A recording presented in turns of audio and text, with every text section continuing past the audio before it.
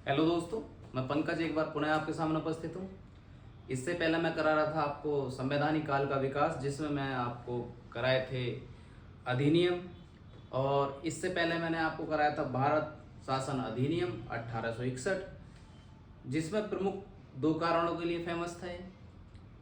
सबसे पहले, राज्यों को विधि या संशोधन करने का अधिकार प्राप्त किया गया, और दूसरा, गवर्नर जनरल के द्वारा विधान परिषदों में भारतीय सदस्यों को शामिल किया गया, जो कि विधिक सहयोग प्रदान करें।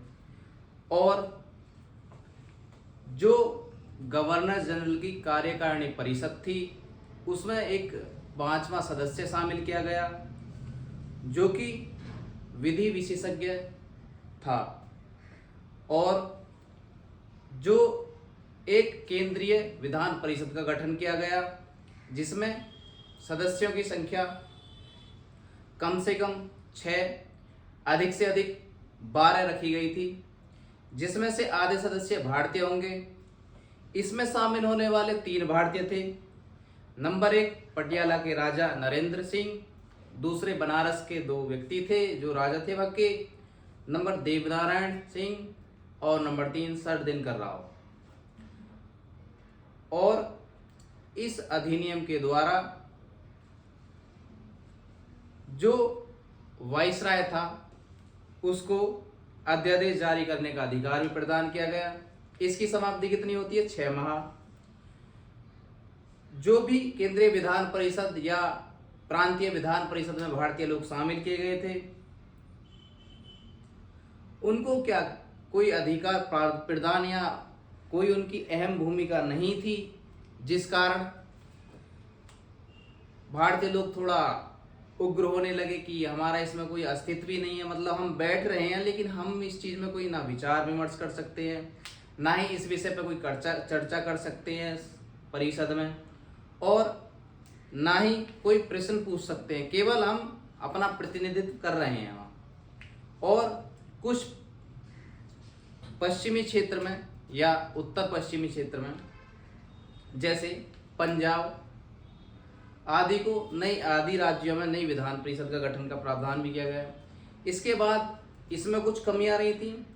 उन कमियों को दूर करने के लिए भारत परिषद अधिनियम 1852 में आया। तो इस अधिनियम में क्या था? परिषद का विस्तार किया गया।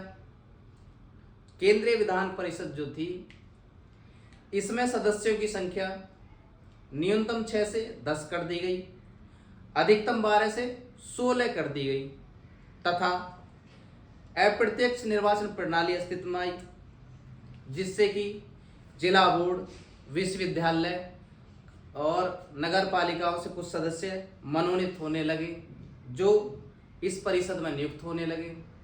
और इस अधिनियम के द्वारा जो भारतीय परिषद में जो विधान परिषद या राज्य विधान परिषद थी, उसमें जो भारतीय लोग शामिल थे, उनको केवल बहस करने की अनुमति दी गई। केवल बहस करने की अनुमति दी गई, ना तो वह उस पर प्रश्न पूछ सकते थे, ना ही कुछ और मामलों में बातचीत कर सकते थे। बहस भी किन मामलों में कर सकते थे? आर्थिक मामलों में कर सकते थे, आर्थिक नीति से संबंधित मामलों में बहस कर सकते थे। केवल इन्हें बहुमत करने का तब भी अधिकार प्राप्त नहीं हुआ था, या इन्हें कुछ अधिकार जनहित मामलों में प्रदान किए गए थे, जैसे कि कुछ सीमाओं के अंदर, जैसे आपको इतनी सीमा प्रदान की गई, आप इसके अंदर ही क्वेश्चन पुटअप कर सकते हैं, उससे बाहर आप क्वेश्चन नहीं करेंगे। जैसे हमें कुछ सीमाएं दे दी जाए कि भाई इससे बाहर नहीं पढ़ाएंगे आप, और हम अपनी खुद सीमाएं तैयार कर सकते हैं, कुछ रूल खुद बनाते हैं हम कि भाई ये हम करेंगे, इससे बाहर हमें नहीं करना, इससे ज़्यादा हमें नहीं पढ़ाना, ना ही पढ़ना है। तो वही चीज़ होती है, उन्हें कुछ जनहित मामलों में कुछ क्राइटेरिया सीमित कर दिया गया कि आप इस क्राइटेरिया के अंदर प्रश्न पूछ सकते हैं। उसके बाद इसमें भी कुछ कमी रही होंगी भाई, इस अधिनियम में भी कुछ कमी रही। इसके बाद एक अधिनियम आया जो कि 1909 भारत परिषद अधिनियम था। मतलब इसमें भी परिषदों का विस्तार किया जाना था। तो 3 अधिनियम, पहले 1861, उसमें कुछ कमी रही, उनको दूर करने के लिए 1892 भारत परिषद अधिनियम, फिर उसमें भी कुछ कमी रही भाई, उसे भी दूर करने के लिए कोई अधिनियम आएगा। तो उसके बाद 1909 भारत परिषद अधिनियम आया। अब मैं पढ़ाऊंगा 1909 भारत परिषद अधिनियम। इस अधिनियम की मुख्य विशेषता क्या क्या है? इसमें कुछ मुख्य विशेषता नहीं है। सबसे पहले केंद्रीय विधान परिषद में सदस्यों की संख्या 16 थी, उसे कितनी कर दी गई? 60। उसको कितनी कर दी गई? 60। जबकि प्रांतीय विधान परिषदों में भिन्न भिन्न थी, मतलब जैसे वहां की जनसंख्या होगी उसके अकॉर्डिंग वहां, ठीक। और जो इसकी गवर्नर जनरल की जो कार्यकारिणी परिषद थी, पिछले 1861 के द्वारा उससे 5वां सदस्य जुड़ा। 1909 में छठा सदस्य जुड़ेगा, लेकिन वो छठा सदस्य विधिक विशेषज्ञ होगा, लेकिन वो क्या होगा? भारतीय है। तो पहला भारतीय जो गवर्नर जनरल की कार्यकारिणी परिषद में छठे सदस्य के रूप में जुड़ा, वह कौन था? सत्येंद्रनाथ सिन्हा या सत्येंद्रनाथ टैगोर। तो इसके बारे में पढ़ाता हूं। और यह अधिनियम जो आया था किसी समिति की सिफारिश पर आया था। वो समिति कौन सी थी? अरुणडेलकर समिति, ठीक। अरुणडेल समिति की सिफारिश पर यह अधिनियम आया था 1909, जिसमें मार्ले सचिव तथा मिंटो वायसराय था। इसमें क्या कहा गया था कि मुस्लिम समुदाय के लोगों को अलग से निर्वाचित क्षेत्र या उनके लिए पृथक निर्वाचन क्षेत्र की मांग की गई थी। या जैसे सांप्रदायिकता को बढ़ावा देगा। सांप्रदायिकता क्या होती है? किसी भी एक धर्म, भाषा आदि से विशेष लगाव रखते, या कोई भी एक विशेष पॉइंट प्रदान कर दिया जाएगा, भाई हम इस क्षेत्र के लिए या इस जाति के लिए आरक्षण, मतलब आरक्षण मान लो, आरक्षण का प्रावधान। जैसे कि जो मुस्लिम समुदाय के लोग, वह अपना मुस्लिम सदस्य जो चुनेंगे, जो निर्वाचित करेंगे, वे केवल मुस्लिम समुदाय के लोग ही मुस्लिम समुदाय के या मुस्लिम सदस्य का निर्वाचित करेंगे या चुनेंगे, ठीक। तो केवल एक समुदाय के लिए उसी समुदाय से या उसी धर्म से रिलेटेड होना चाहिए, तो उससे सांप्रदायिकता को जन्म मिलता है। तो अब मैं पढ़ाता हूँ इसके बारे में, ठीक है।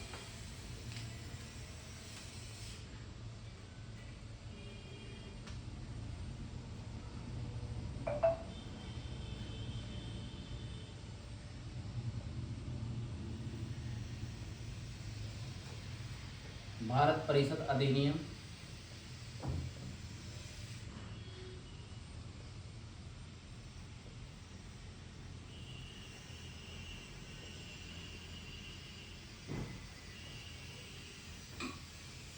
सबसे पहले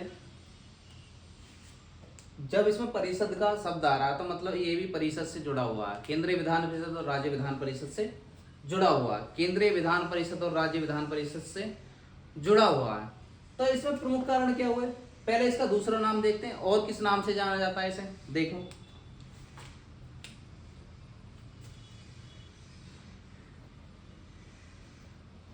इसे मार्ले मिंटो सुधार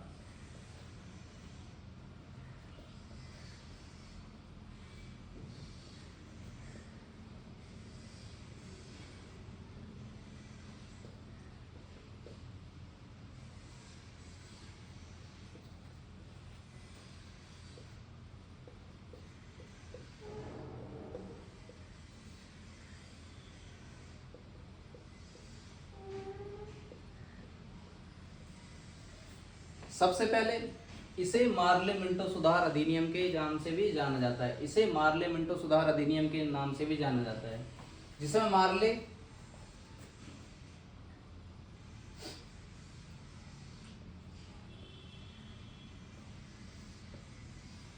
भारत सचिव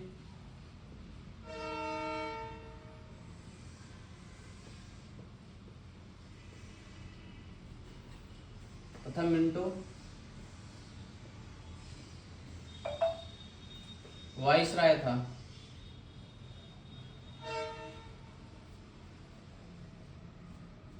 ठीक, इस अधिनियम को मार्ले मिंटो सुधार अधिनियम के नाम से भी जाना जाता है।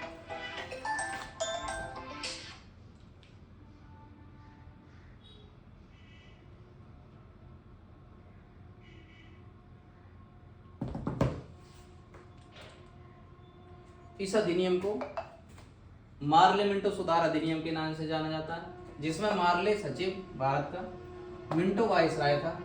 दूसरा क्या था, एक समिति की सिफारिश पर आया था, समिति का नाम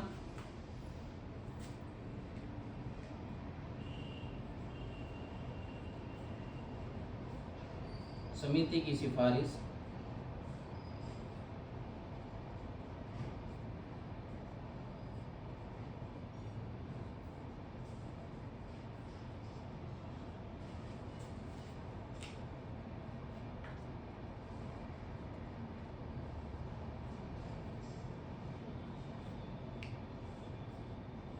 अरुणोदय समिति की सिफारिश पर आया था। इसका प्रमुख कार्य था भाई, जब इसमें परिषद से संबंधित था, परिषदों का विकास हुआ या परिषदों में सदस्यों की संख्या में वृद्धि की गई। लिख देंगे, हम इसे लिंक कर करके ही पढ़ेंगे। सबसे पहले इस अधिनियम को दूसरा नाम मार्ले मिंटो सुधार अधिनियम के नाम से जाना जाता है, जिसमें मार्ले भारत का राज्य सचिव तथा मिंटो वाइसराय था। यह किस समिति की सिफारिश पर आया था अधिनियम?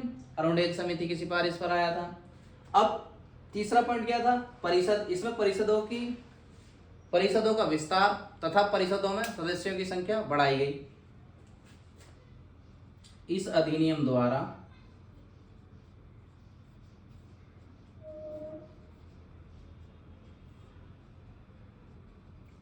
परिषदों में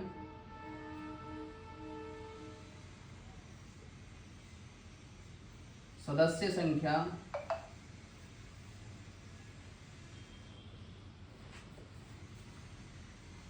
परिषदों में सदस्य संख्या में वृद्धि की गई।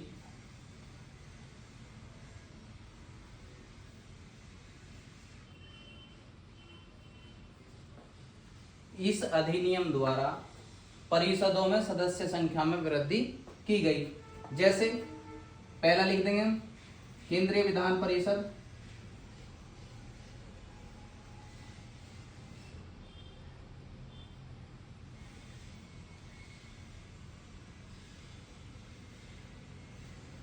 नंबर 2 प्रांतीय विधान परिषद,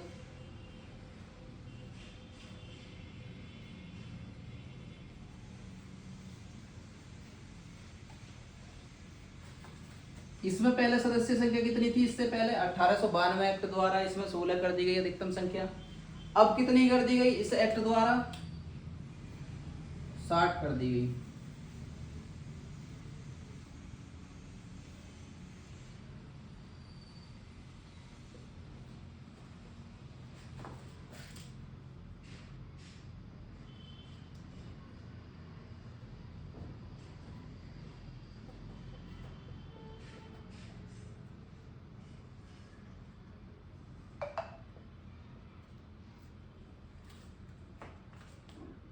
भाई इससे पहले हमने एक्ट पढ़ाया था, उसमें सदस्य संख्या सबसे पहले कितनी थी जब हमने स्टार्ट बना था केंद्रीय विधान परिषद? कम से कम 6, अधिक से अधिक 12। उसके बाद 1892 आए, कम से कम 10, अधिक से अधिक 16। अब इससे अगला एक्ट आया सन 1909 भारत परिषद अधिनियम। इसमें सदस्य संख्या 16 से कितनी कर दी गई? 60। यहाँ एक पॉइंट हमने सीधा लिख दिया, सदस्यों की संख्या में वृद्धि की गई।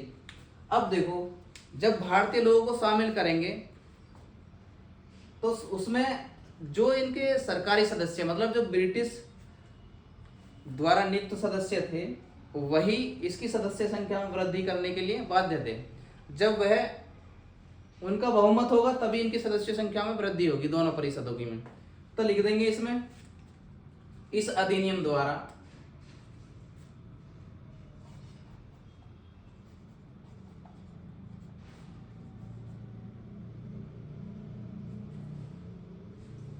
इस अधिनियम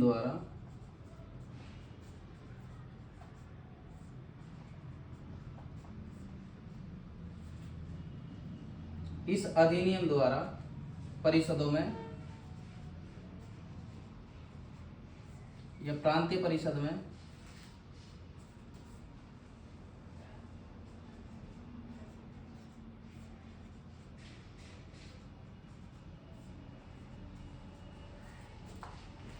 सरकारी बहुमत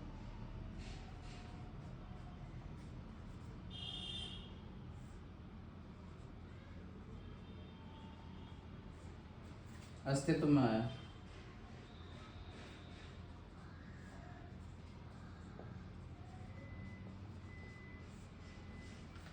ठीक, इस अधिनियम के द्वारा सरकारी बहुमत अस्तित्व में आया।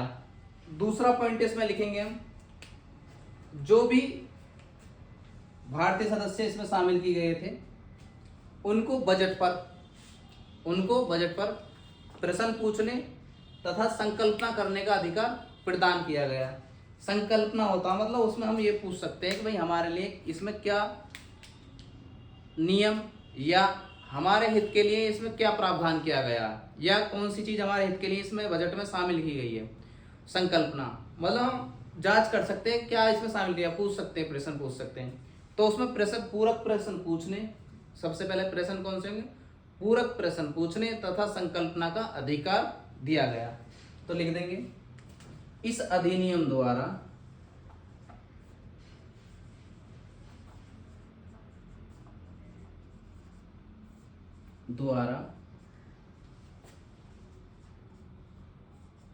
भारतीय सदस्यों को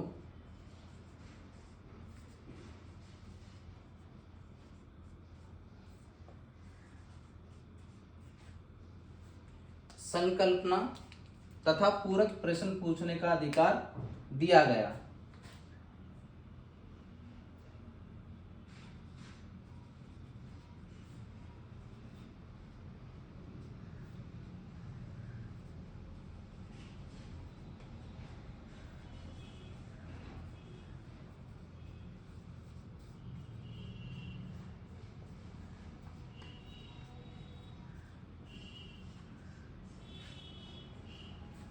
इस अधिनियम के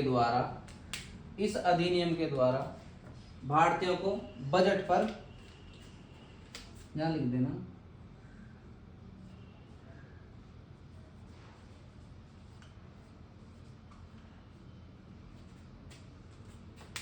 इस अधिनियम के द्वारा भारतीयों को बजट पर पूरक प्रश्न पूछने तथा संकल्पना का अधिकार दिया गया। इस अधिनियम के द्वारा भारतीय सदस्यों को, मतलब भारतीय सदस्य उन्हें गैर सरकारी सदस्य, मान लो सरकारी सदस्य ना थे, जो भारतीय लोग थे उन्हें गैर सरकारी सदस्य के नाम से भी जाना जाता है। तो यह पहले क्या था, कोई प्रश्न नहीं पूछ सकते थे। 1861 अधिनियम द्वारा मतलब कोई भूमिका नहीं थी, आप जाइए बैठिए आ जाइए। उसके बाद 1892 में क्या हुआ, इन्हें केवल बहस करने या चर्चा करने की अनुमति दी गई बजट पर। उसके बाद भारत परिषद अधिनियम 1909, इसमें क्या किया गया कि आप प्रश्न पूछ सकते हैं, कौन से, पूरक प्रश्न उससे रिलेटेड। और दूसरा संकल्पना का अधिकार भी प्रदान किया गया। यह किस मामले में प्रश्न नहीं पूछ सकते थे, या एक और लिख देंगे इसमें,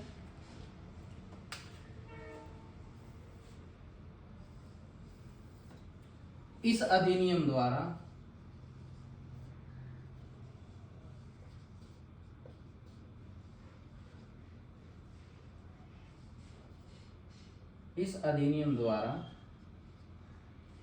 जनहित मामलों में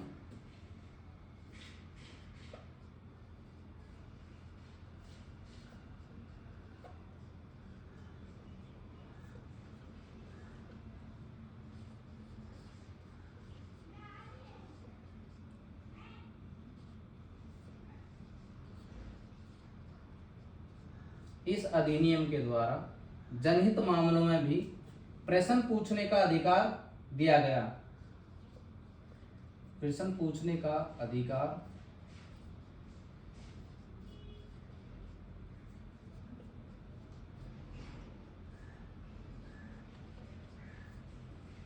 ठीक। सबसे पहले क्या था, इतना काम हो गया अभी। इस अधिनियम को मार्ले मिंटो सुधार अधिनियम के नाम से भी जाना जाता है, जिसमें मार्ले भारत राज्य सचिव तथा मिंटो वायसराय था। किस समिति की सिफारिश पर आया था, अरोंडेल समिति की सिफारिश पर आया था। इस अधिनियम के द्वारा परिषदों की संख्या में वृद्धि की गई, परिषदों में सदस्य संख्या में वृद्धि की गई। केंद्रीय विधान परिषद में इतनी थी, जबकि प्रांतीय विधान परिषद में भिन्न भिन्न लिख दीजिए।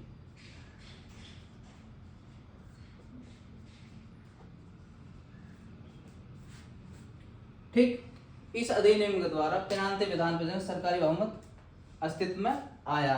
इस अधिनियम के द्वारा भारतीय सदस्यों को बजट पर पूरक प्रश्न तथा संकल्पना का अधिकार प्रदान किया गया। किस मामले में कोई प्रश्न नहीं पूछ सकते थे वो लिख लेंगे हम, मिटाता हूं मैं, ठीक है, एक सेकंड।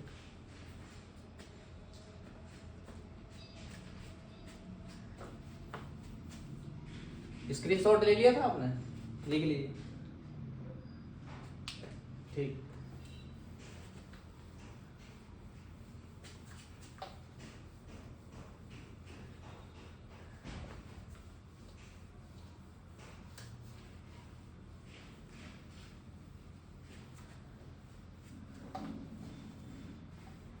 अभी मैं आपको तुरंत याद करा दूंगा, ठीक है, 2 मिनट में बस, आज याद भी कराता हूं। चलो, दूसरा क्या था, किन मामलों में कोई प्रश्न नहीं कर सकते थे, देखो, या बहस नहीं कर सकते थे, या कोई भी अधिकार प्रदान नहीं था। सबसे पहले जो हमारा देश है उसकी रक्षा करनी है, किन से, विदेशियों से। देश की रक्षा करनी है किन से, विदेशियों से। और देश में कौन सी होती है, देशी रियासतें। देश में कौन सी होती है, देशी रियासतें। तो 3 वर्ड बन गए इनसे, रक्षा करनी है किससे, विदेशियों से, ठीक। किस मामले में, देशी रियासतों के मामले में। तो लिख देंगे किन अधिकार प्राप्त नहीं थे। सबसे पहले हमें रक्षा करनी है किन से, विदेशियों से। किस मामले में, देशी रियासतों के मामले में। देखो लिखते हैं, पहले रक्षा करनी है किन से, विदेशियों से। किस मामले में, देशी रियासतों के मामले में।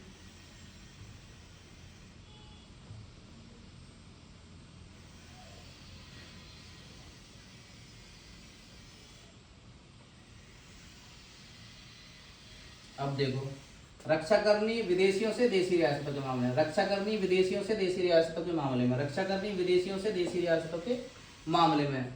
इस तरीके से लिंक कर करके या कोरिलेट कर करके हम पढ़ेंगे, ठीक है। इसमें अगर रक्षा मामले,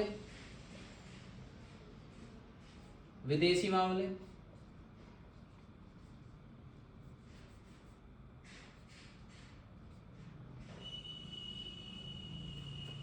तो इन मामलों में कोई अधिकार प्रदान नहीं था। लिख देंगे, इन मामलों में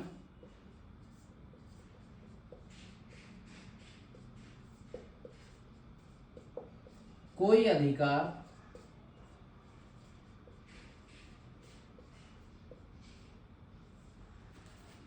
प्रदान नहीं था, या कोई अधिकार नहीं था।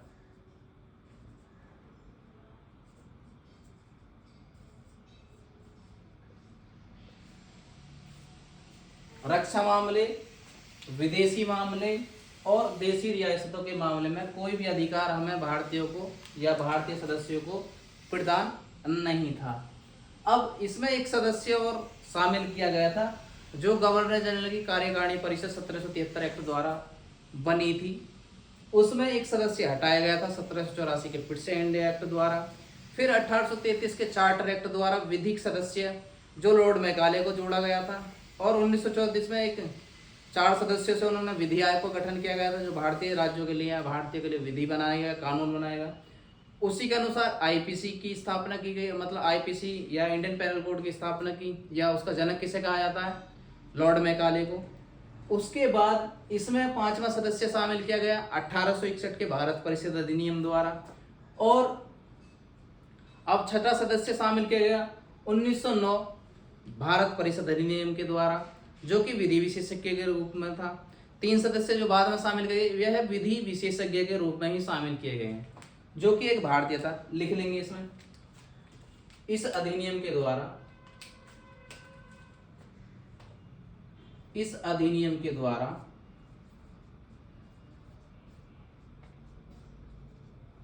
इस अधिनियम के द्वारा गवर्नर जनरल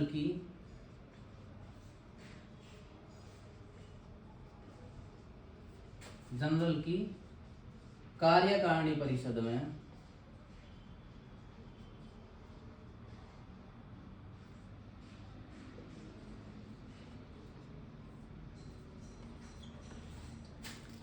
छठा सदस्य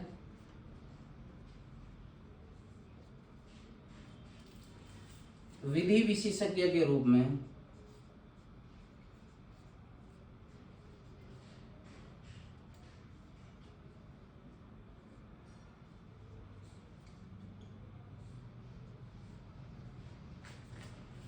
शामिल किया गया।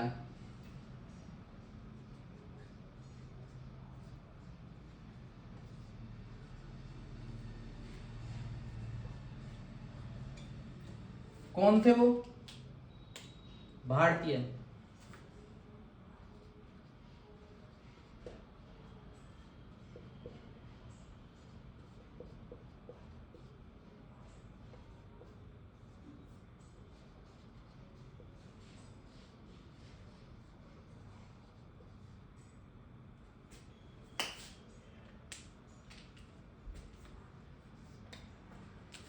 इस अधिनियम के द्वारा गवर्नर जनरल की कार्यकारिणी परिषद में छठा सदस्य विधि विशेषज्ञ के रूप में सत्येंद्रनाथ सिन्हा को ऐड किया गया या जोड़ा गया या शामिल किया गया था। ठीक, अब इसके बाद इस अधिनियम के द्वारा मैंने बताया था आपको मुस्लिम समुदाय को या मुस्लिम समुदाय को पृथक निर्वाचन क्षेत्र की मांग की गई। पृथक निर्वाचन क्षेत्र की मांग की गई जिसके द्वारा सांप्रदायिकता को बढ़ावा दिया गया। जिसके द्वारा सांप्रदायिकता को बढ़ावा दिया गया। सांप्रदायिकता मतलब किसी भी क्षेत्र से विशेष लगाव, किसी भी क्षेत्र से विशेष लगाव होना सांप्रदायिकता कहलाएगा। या मतलब उनके द्वारा चुना गया एक सदस्य, या हम किसी भी एक क्षेत्र के लिए आरक्षण दे देंगे तो सांप्रदायिकता हो जाएगी। ठीक, लिख देंगे इस अधिनियम द्वारा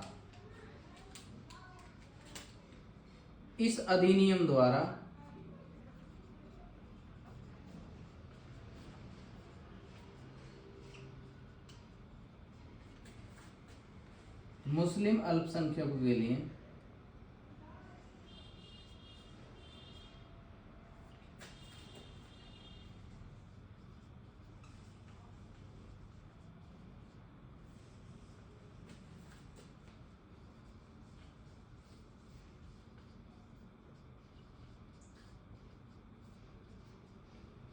एक अलग से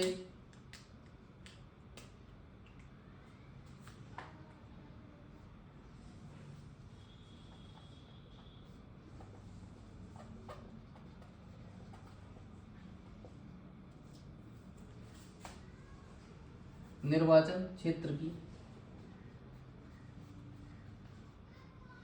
मांग की गई जिससे सांप्रदायिकता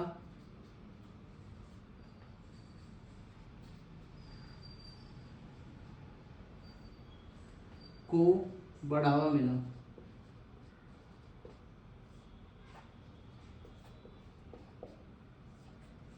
इस अधिनियम के द्वारा अल्पसंख्यकों के लिए पृथक निर्वाचन क्षेत्र की स्थापना या मांग की गई थी। इस अधिनियम के द्वारा मुस्लिम अल्पसंख्यक वर्गों के लिए पृथक निर्वाचन क्षेत्र की मांग की गई। इससे सांप्रदायिकता को बढ़ावा मिला। अब भारत में सांप्रदायिकता का जनक, इससे जोड़ देंगे एक पॉइंट और, भारत में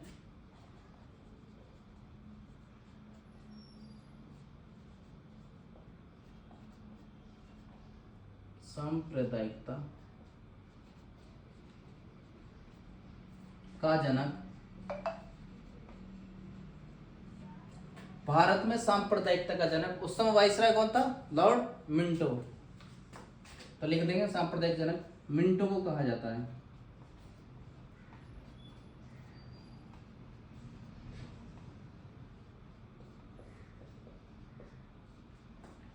इस अधिनियम के द्वारा अल्पसंख्यक वर्गों के लिए एक अलग से निर्वाचन क्षेत्र की मांग की गई जिससे सांप्रदायिकता को बढ़ावा मिला। सांप्रदायिकता का जनक, सांप्रदायिकता को बढ़ावा मिला, सांप्रदायिकता का जनक, लिंक कर करके पढ़ेंगे। सबसे पहले मुस्लिम समुदाय के लिए अलग से निर्वाचन क्षेत्र की मांग की गई। किसी एक क्षेत्र के लिए जो विशेष के लिए जाएंगे आरक्षण के लिए तो वो सांप्रदायिकता को बढ़ावा मिलेगा। सांप्रदायिकता का जनक किसे कहा जाएगा? Lord Minto. लॉर्ड मिंटो को भारत में सांप्रदायिकता का जनक कहा जाता है। इस अधिनियम के द्वारा प्रतिनिधित्व मतलब सांप्रदायिकता मतलब जो भी मुस्लिम सदस्य होंगे वह एक मुस्लिम सदस्य का ही चुनाव करेंगे। जो भी मुस्लिम सदस्य होंगे वह अपने ही मुस्लिम सदस्य का चुनाव करेंगे। तो निर्वाचित शब्द अस्तित्व में या प्रतिनिधित्व इस अधिनियम के द्वारा प्रतिनिधित्व तथा निर्वाचित तत्वों का समावेश किया गया। निर्वाचित तत्व मतलब कुछ व्यक्ति निर्वाचित होकर आने लगे हो, तो इसमें लिख देंगे प्रतिनिधि हम जो चुन के भेजते हैं, मतलब 25 लोग एक व्यक्ति को चुन दिए, वो हमारा नेतृत्व करेगा, वो हमारा प्रतिनिधित्व करेगा। तो प्रतिनिधित्व इस अधिनियम द्वारा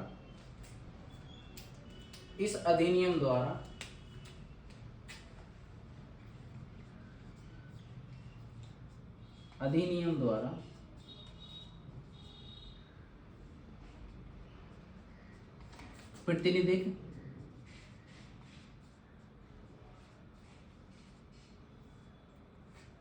एक सेकंड मार्ग सही नहीं चल रहा है।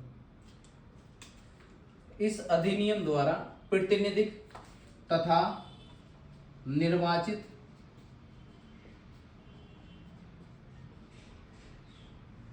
तत्वों का समावेश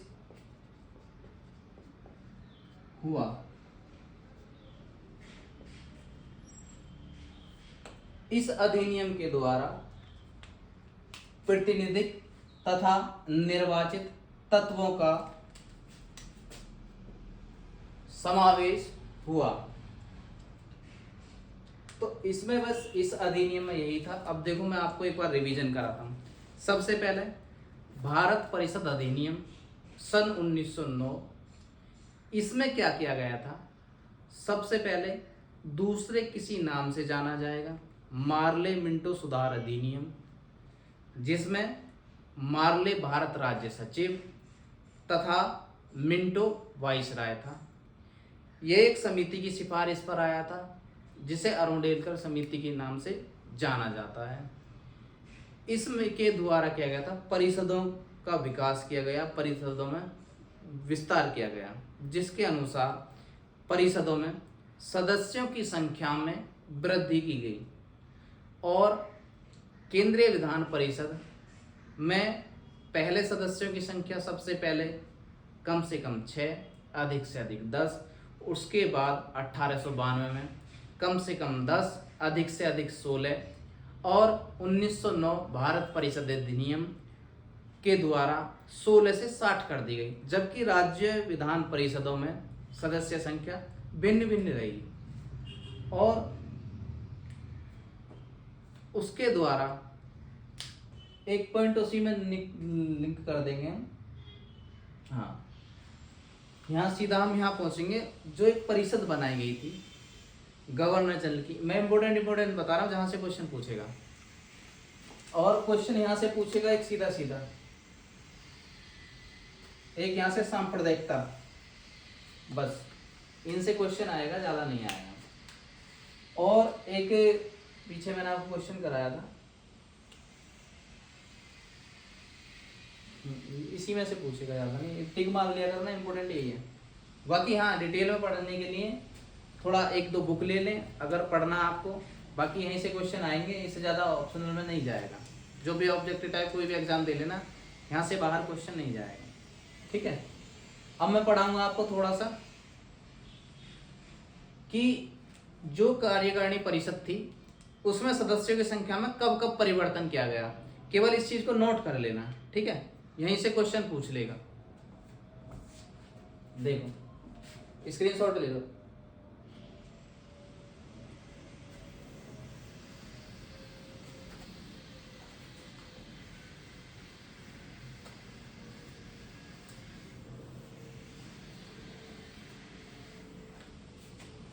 हम लिखेंगे गवर्नर जनरल की गवर्नर जनरल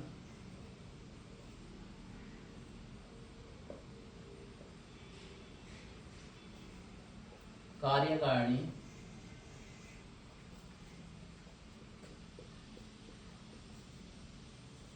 परिषद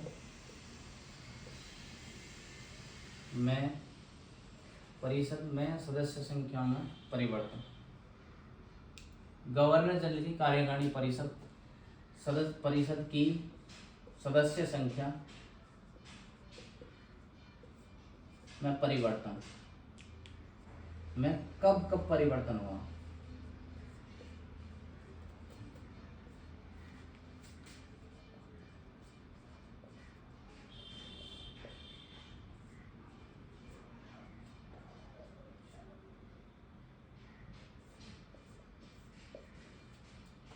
सबसे पहले करेंगे इसकी स्थापना कब हुई थी? 1773 के रेगुलेटिंग एक्ट द्वारा कार्यकारी परिषद की स्थापना हुई, जिसमें सदस्यों की संख्या कितनी थी?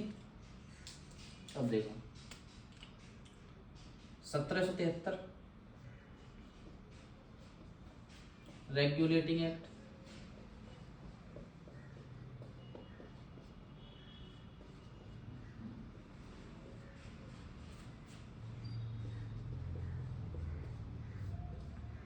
चार सदस्य थे।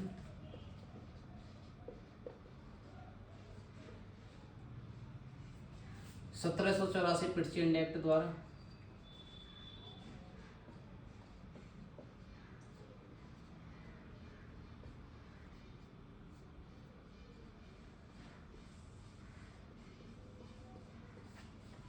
तीन सदस्य कर दी गई।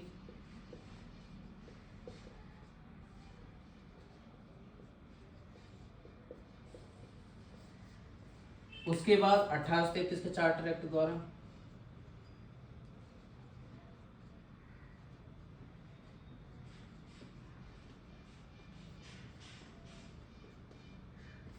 सदस्य संख्या फिर पुनः 4 कर दी गई।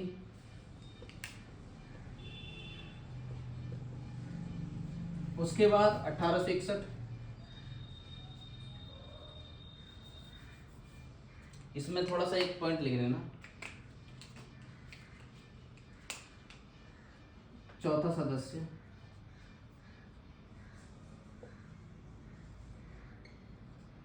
विधि विशेषज्ञ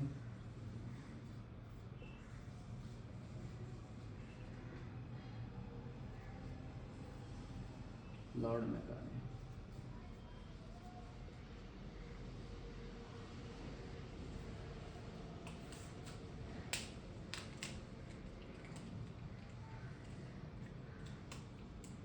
अठारह सौ 61 भारत परिषद अधिनियम,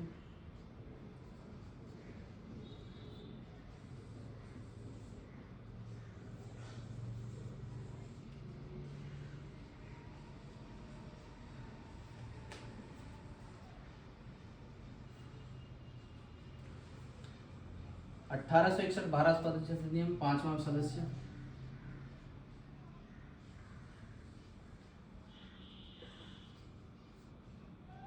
सदस्य कौन था?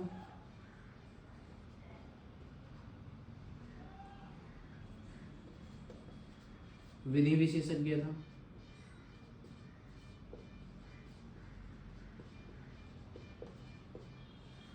उसके बाद 1909 भारत परिषद अधिनियम,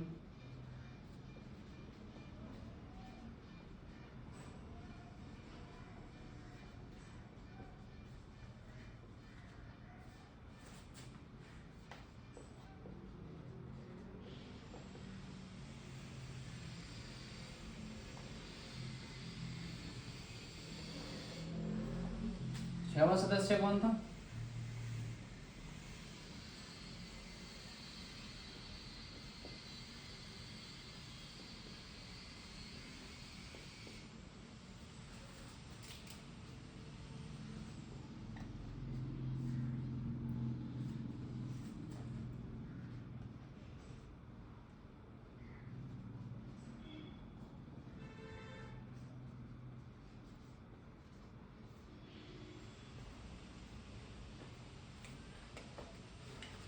तो जहाँ से क्वेश्चन डाउट में जाएगा वही चीज़ें मैं अलग लिख दूंगा, एक बार एक एक पॉइंट बना के कोशिश करूंगा कि क्वेश्चन गलत ना हो बस।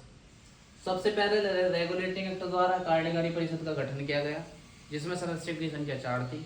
1784 के पिट्स इंडिया एक्ट द्वारा यह 3 सदस्य बना दिया गया, 1 सदस्य कम कर दी गई। 1833 के चार्टर एक्ट द्वारा इसमें 4 सदस्य बना दिए गए। चौथा सदस्य कौन? लॉर्ड मेघाले। इन्हें आईपीसी का जनक कहा जाता है, लिख देंगे अगर थोड़ा सा और लिखना चाहते हो इसमें।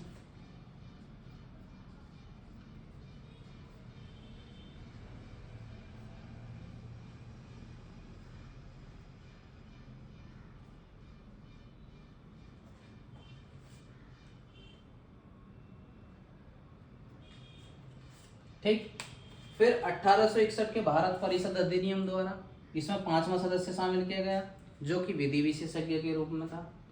और 1909 भारत परिषद अधिनियम के द्वारा इसमें 6ठा सदस्य शामिल किया गया, जो कि सत्येंद्र नाथ सिन्हा थे, वह एक भारतीय थे। ठीक, इसमें यही है। और अगर आपको वीडियो अच्छी लग रही है तो ज़्यादा से ज़्यादा लोगों में शेयर करें, लाइक करें एंड सब्सक्राइब करें अगर अच्छी लगे तभी, और कमेंट भी करें। ठीक है, थैंक यू।